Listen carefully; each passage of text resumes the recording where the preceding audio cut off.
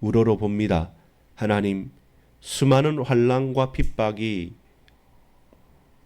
돌아간다 할지라도 그 속에서 교회를 향한 절절한 사랑과 보호하심과 능력 주심과 완전한 승리를 얻게 하실 줄 믿고 오늘 우리의 일평생이 주의 음성을 듣고 주님 보는 것이 나의 큰 소망이 되기를 소망하오니 주의 이 시간 우리 교회와 몸된 교회와 모든 권속들과 우리 각자 개인들이 큰 힘 얻을 수 있도록 역사해 주옵소서.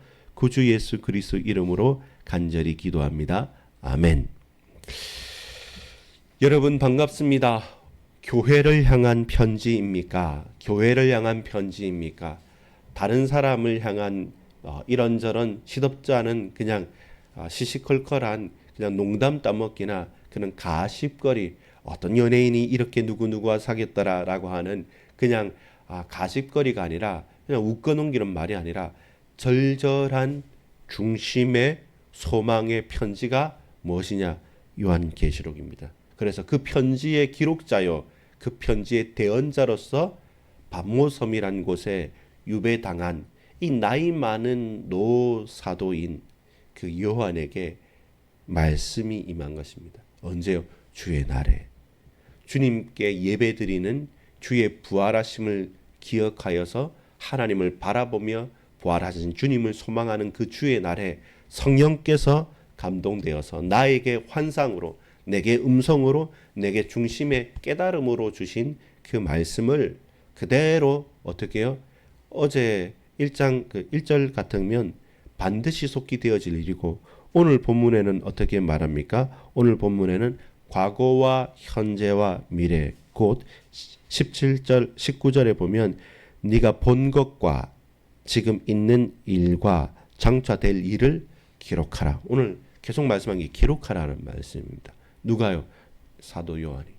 무엇을 기록할 수 있습니까? 상상의 나래를 펼쳐서 공상과학 영화를 시나리오를 적는 것이 아니라 내가 본 것, 그리고 지금 있는 일들, 그리고 장차 될 일에 대해서 우리에게 보이시는 바대로 그 환상과 그 크고도 놀라운 주님의 명령을 기록하여 전달해라, 편지를 보내라 라는 것이 사도 요한의 사명이었습니다. 여러분, 서론적인 부분부터 말씀드리겠습니까? 누구입니까? 누구입니까? 누가 이 편지를 적습니까? pat모섬의 사도 요한. 그가 누구입니까?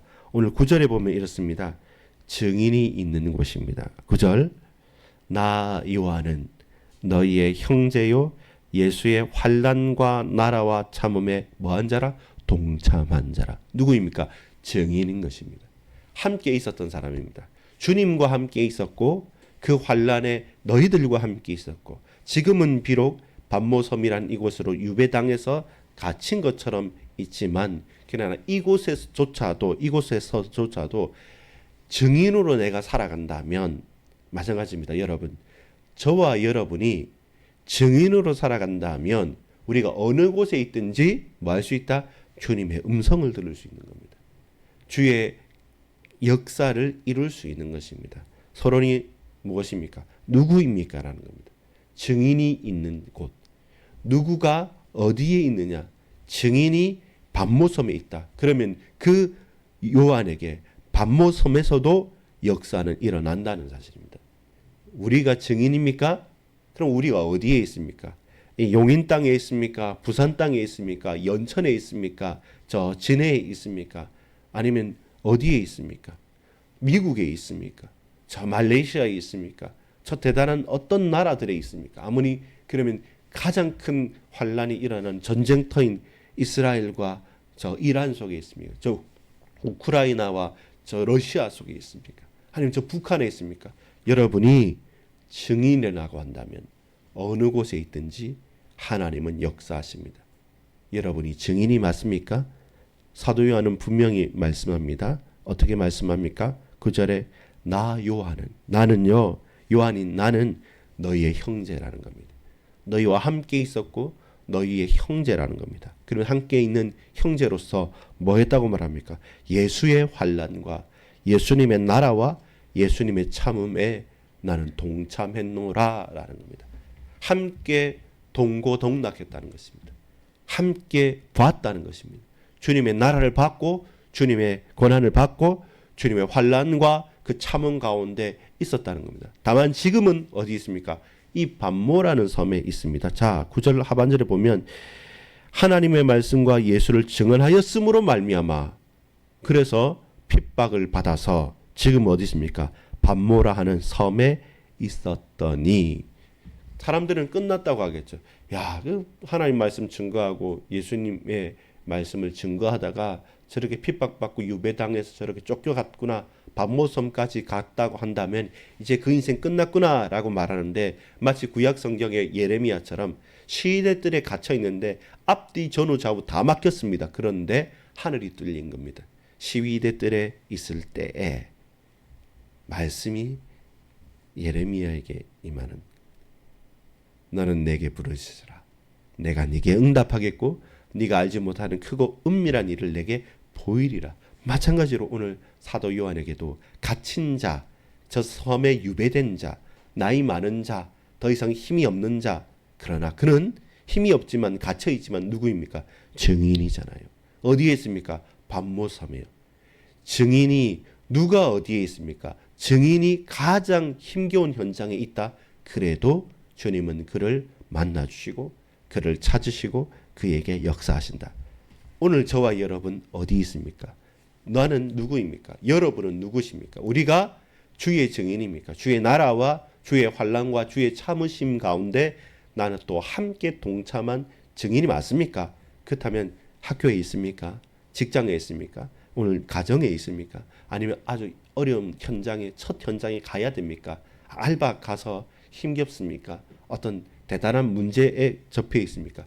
우리가 증인이고 그리고 우리가 어디에 있든지 주님은 우리에게 말씀하시고 역사하시는 겁니다. 첫 번째입니다. 편지하라. 그 말은 뭐죠? 기록하라는 말입니다. 첫 번째 하나님의 명령은 편지를 적어 보내라. 편지하라고. 우리의 실천은 뭡니까? 기록하는 겁니다. 편지하고 기록하라. 주의 명령은 편지하라. 우리의 실천은 기록하라는 것입니다. 우리가 기록하는 거죠. 편지하려면 사도 요한이 기록한 것입니다. 자, 주의 교회들에게 뭐하기 위해서요? 증거하기 위해서 편지하는 겁니다. 오늘 명령이 그것입니다. 무엇입니까? 자, 11절 볼까요? 11절 시작. 이르되 네가 보는 것을 두루마리에 써서 기록하라는 말입니다. 에베소, 서버나, 버가모, 두아디라, 사데, 빌라델비아, 라오디게아 등 7교회에 보내라 하시기로. 이것을 보내라. 그 말은 뭡니까? 기록해서 보내라는 거니까 주의 명령이 뭡니까? 편지하라는 겁니다. 나는 그 명령을 실천하기 위해서 내가 해야 될 가장 주 행동은 무엇입니까? 기록하는 것입니다. 주의 날에 부르심이 있었고 그 성령의 충만한 가운데 음성과 환상을 낸 본고한 겁니다. 나는 본 겁니다. 그래서 내가 한 것은 뭡니까? 10절 읽어볼까요? 시작. 주의 날에 내가 성령의 감동이 되어. 성령의 감동이. 주의 날이라는 주님의 날에 성령의 감동이 되어. 주님 앞에 예배드리는 날 우리가 성령이 감동이 되어서 내 뒤에서 나는 나팔 소리 같은 큰 음성을 들었다는 겁니다. 여러분 오늘 어떤 날입니까? 오늘이 주의 날, 매일이 주의 날. 우리가 특별히 강단의 말씀을 붙잡고 주일 강단을 다시금 오늘 되새겨 본다면 그 주일날의 감동이 성령의 감동이 오늘 이날 이 시간표 이곳에서도 나타나는 겁니다. 그래서 항상 우리는 집중해야 됩니다. 예배에 집중을 하고 예배에 최고의 집중이 되어지는 주의 날, 주날, 주일을 반드시 집중하는 게 필요합니다. 왜냐하면 그날에 성령의 감동이 있고 그날에 하나님의 음성이 있고 그 시간에 우리의 모든 죄악들과 모든 것들이 토로되어지고 찬양하면서 예배드리는 최고의 날이기 때문에 그 집중적인 은혜의 시간표를 우리는 놓치지 않아야 됩니다. 그래서 예배 중심으로 살 때 하나님 음성이 들리고 우리가 고백할 수 있는 그 일들이 펼쳐지는 것입니다. 무엇으로요? 성령의 감동으로. 성경이 뭡니까? 성령의 감동으로 기록된 것이죠. 그 각자에게 역사하셔서 성령의 영감설입니다. 성령의 감동된 것이죠. 그것이 우리에게 큰 축복이 되어지는 것입니다. 여러분 뭐라고 했습니까? 주의 날에 성령의 감동이 되어 큰 음성이 있고 그걸 들었고 이제 그는 뭐합니까? 있는 그대로 간증하는 겁니다. 이게 한꺼번에 있는 게 뭡니까? 예배 시간이잖아요. 보죠. 예배 때 주님의 임재하심이 있죠. 예배 때 성령의 감동이 있죠. 예배 때 말씀 큰 음성이 있죠. 예배 때 들음이 있죠. 예배 때 내 고백인 간증이 있죠. 결국 이 편지를 적을 수 있다는 말은 무엇이겠습니까? 예배의 현장 속에서 하나님께서 내게 감동 주셔서 내가 고백하고 기록할 그 증거가 있기 때문에 그것을 기록해서 보낼 수 있는 겁니다. 편지하라, 기록하라. 편지하고 기록하라. 그렇다면 오늘 우리의 현장에서는 뭡니까? 내가 있는 현장마다 예배의 축복을 누릴 때 우리는 기록하고 보낼 수 있는 사람으로 설 수 있다는 겁니다. 쉽게 말해서 우리가 뭐가 됩니까? 증인, 우리 서론에 말한 증인, 그리고 또 더 구체적으로 뭐가 됩니까? 증인은 누구이냐? 메신저라는 겁니다. 우리는 사자, 주의 천사, 천사가 엔젤이 그냥 날개 달리고 머리 있는 천사가 아니라 천사의 주 목적은 뭡니까? 메신저라는 겁니다. 전달자라는 겁니다. 그 주인에게서 받은 메시지를 전달하는 게 천사의 역할이고 사자의 역할입니다. 우리가 그 메신저의 역할을 하는 것이죠. 큰 소리 가운데 내가 들은 그것을, 본 그것을, 그리고 내가 깨달은 것을 말하지 아니할 수 없노라. 베드로가 고백하죠. 천하 인간에게 구원을 얻을 만한 다른 이름을 우리에게 주신 적이 없다. 예수만 말하지 말라 했는데 천하 인간에게 내가 보고 들은 것을 말하지 아니할 수 없다. 천하 인간에게 구원 얻을 만한 다른 이름이 없다. 나는 오직 예수만 말하겠다. 이것이 보고 듣고 체험한 자의 고백인 거죠. 편지하고 뭐하라? 기록하라. 이것이 예배의 현장에서 우리에게 가장 잘 드러나는 것입니다. 두 번째입니다. 그리고 주목하고 보라라는 겁니다. 명령은 뭡니까? 주목하라는 겁니다. 자세히 보라는 겁니다. 나는 그러면 뭐 하면 됩니까? 시절 보는 거예요. 명령은 뭡니까? 주목하라는 겁니다. 우리는 뭐 합니까? 주목하라는 말씀을 듣고 주목하는 것 보면 됩니다. 무엇을 보면 됩니까? 예수 그리스도만 주목하는 겁니다. 다른 것을 보는 게 아니라 주님의 음성을 주목하는 겁니다. 주의 말씀을 주목하는 겁니다. 그리고 주님이 오늘 명령을 하면서 주목한 게 뭐냐면 이 일곱 그 별과 일곱 촛대 사이를 다니시는 주님을 주목하는 겁니다. 그분의 얼굴이 흰 눈처럼 그의 광채가 드러나고 긴 옷을 입고 끌고 다니면서 쫙 그 가운데 있는 인자 같은 이를 본 것입니다. 이분이 부활하신 주님인지 어떤지 나는 모르나 그러나 그를 봤을 때 그의 말과 그의 행동과 그의 모든 것들 모양이 그의 행위가 주님이시구나. 그러면서 그 음성을 듣고 그 명령을 보는 겁니다.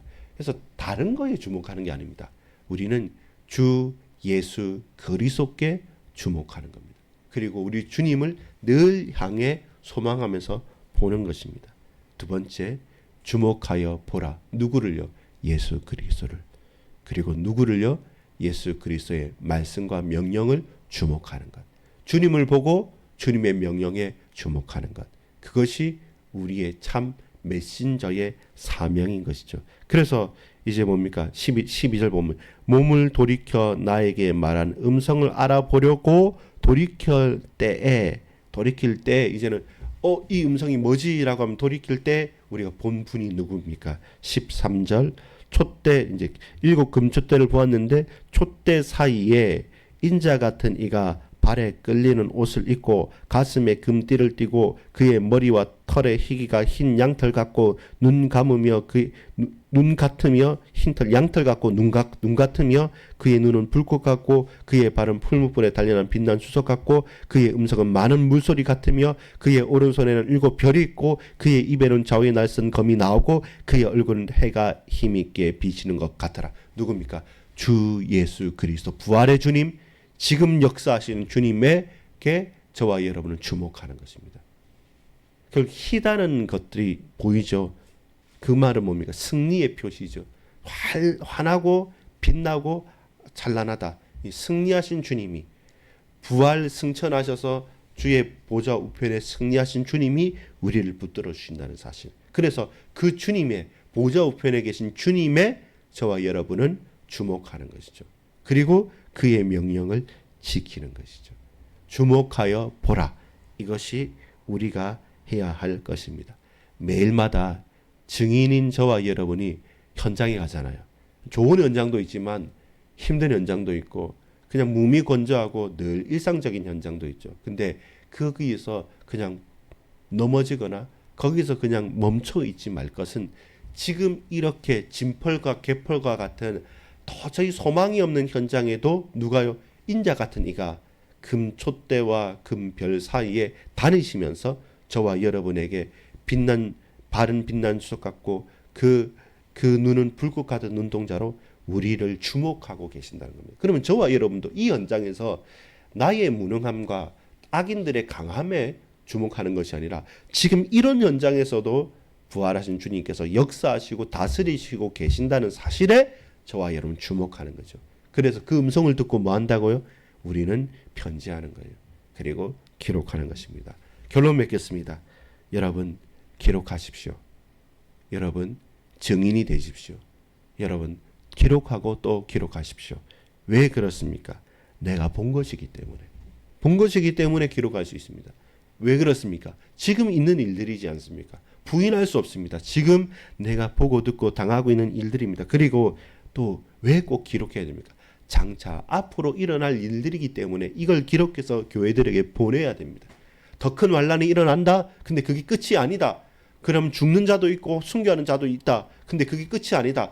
그러나 그 최후의 승리가 너희들에게 있다. 우리 주님의 승리가 나의 승리다. 그래서 반드시 되어질 일들에 대해서 저와 여러분 기록해야 됩니다. 우리는 어떤 일의 증인이고 어디에 서 있고 무엇에 주목해야 됩니까? 예수 그리스도께 주목하여서 반드시 되어질 일들에 하나님의 은혜를 힘입어서 성령의 감동을 받아서 그것을 기록해야 됩니다. 우리